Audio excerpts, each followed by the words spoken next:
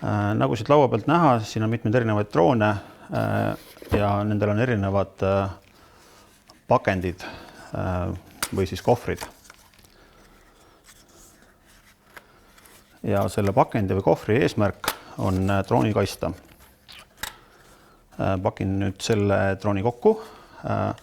Kindlasti tuleb siis jälgida, et oleksid raam ilusti kokku volditud, propellerid niimoodi, et neid ei vigastaks ja gimbalid ja kaamerad peab katma kaitsekate.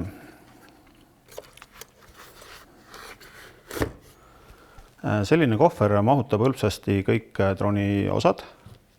Ta on pehme täidise sisuga ja tugeva väliskorpusega, mis tähendab, et ta on üsna mugav kaasas kanda, ta kaitseb drooni, kuid samas on ta suur ja raske ja maastikul ei ole ta ka võib-olla kõige mugavam käia. Väiksematel droonidel on mugavamad pakendid. Sellist pakendit, mille sees on ka üsnagi võimekas droon, saab üsna kergesti mugavalt kaasas kanda käe otsas või siis lausa sellise pakendiga üle õla liikuda. Ta on kindlasti mugavam kui see suur kohver.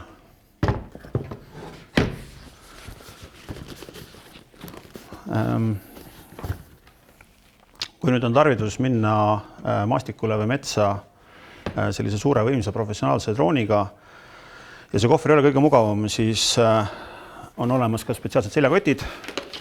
Antud seljakott on töötatud välja Ukrainas ja tegelikult siia mahub kogu drooni komplekt sisse ära koos akude, akupankade ja kogu vajalikuga.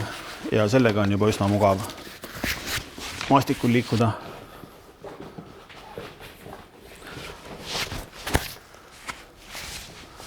Käed on vabad ja see kaal ei ole enam probleem.